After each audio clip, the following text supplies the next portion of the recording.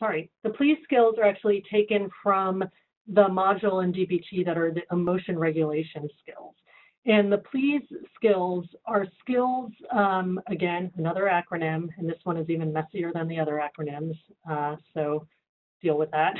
But these are emotion regulation skills with the purpose of reducing vulnerability to negative emotions, reducing vulnerability to emotion swings or high levels of emotionality. But I think we can also frame it as reducing vulnerability to being affected by a lot of stress. And especially in times like this, when there's so much uncertainty happening and also so much disruption to our normal day-to-day lives, our structure, our normal structures have sort of flown out the window. And yet, when we're in crisis, when we're dealing with extremely difficult situations, there is a greater need for structure. The human body, the human mind needs structure to be effective and respond skillfully. So these are things that you probably all think about all the time. And certainly these are items that you're talking to your clients about a lot. And I think more than ever, we need to be focused on them for ourselves. So the please skills refer to reducing vulnerability by taking care of physical illness, balancing eating, avoiding mood-altering drugs or alcohol, balancing sleep, and getting exercise. I think with this group in particular, you probably all know what all of this means. It's not that it's not that vague. You get it, I'm sure.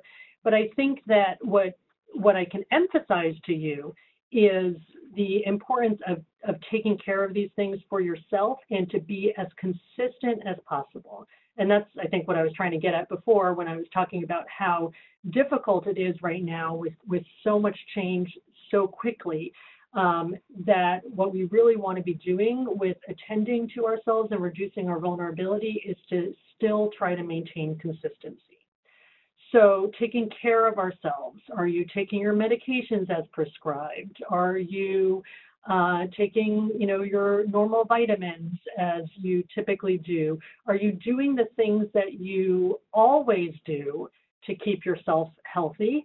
Obviously now we're paying a lot more attention to this item in particular, but not to, focus so much, say, on washing hands to the extent that you're forgetting the other things that you typically do to take care of your physical self, like eating healthy, like taking your medications as prescribed, etc. So paying attention to these things in a consistent way are going to help you in the long run. Balancing eating, making sure that you're eating consistently, that you're not eating too much, and that you're not eating too little. Whatever is going on psychologically that's causing everybody to run out and hoard food, I think that's kind of like a natural evolutionary context to that. But that doesn't mean we have to eat all the food that we have, nor does it mean that this is the time to, forget about eating balanced meals or to eating healthy foods. So, balancing meals, balanced eating 3 meals a day, in eating healthy foods is really important. Avoiding mood-altering drugs or alcohol, I think I'm probably preaching to the choir here, that we know that in the short term, doing drugs or taking benzos or getting high in other ways in the short term makes us feel perhaps more relaxed or calmer, but in the long term causes more problems for us.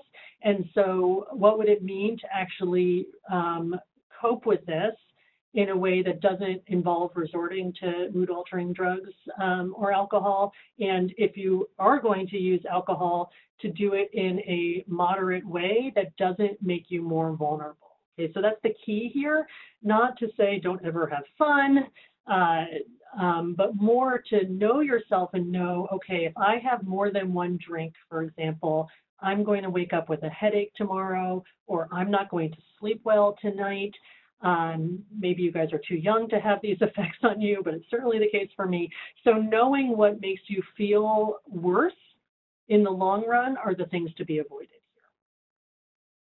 Balancing sleep. So again, not sleeping too much or too little. Knowing what are the things that get in the way of you having a good night's sleep and trying to reduce those. Practicing good sleep hygiene, getting rid of devices, not watching TV in bed, those sorts of things, because what we're really striving here for is, for most people, the vast majority of people, somewhere between 7 and 9 hours of sleep a night is what's needed in order to feel more capable of tolerating distress. So if you're not getting that, then we need to think about what can you change in your life to increase the likelihood that you can get balanced sleep over the next few weeks, especially. Exercise is so critical. And again, I know that things are getting disrupted now. Maybe you feel like you can't go to the gym, or maybe the gyms will close. I don't know. The good thing is the weather is getting better here. If it's really important to get 20 minutes at least of aerobic activity a day. I'm not talking about weight loss here. I'm not talking about shape or weight concerns. I'm talking about reducing vulnerability, okay? So having an outlet for stress, for anxiety in exercise, but also knowing that exercise when you're done activates your parasympathetic nervous system, which is better for your overall levels of stress, and also better for inducing feelings of calm and reducing vulnerability to high degrees of stress and negative emotionality. Whew, okay, I'm talking faster than I thought I would. So go through this list. Identify. It can be overwhelming, especially if you feel out of whack with all of these things. So the other trick here is that you're not going to be able to solve all of this in one day. If your eating is all out of whack, if your sleep is all out of whack, if you haven't exercised in years, you're not going to tackle this all in one day. But what I want you to do is look at this and kind of highlight or write down what are things that you could be more actively working on. Maybe you're great already with eating. You're a really healthy eater, and things haven't changed very much for you in the last couple of days with regards to that. So you don't have to focus on that so much. And instead, maybe you have to focus on getting better sleep. So take a couple minutes, look through this list, highlight what it is that you want to take active steps to improve in the next few days.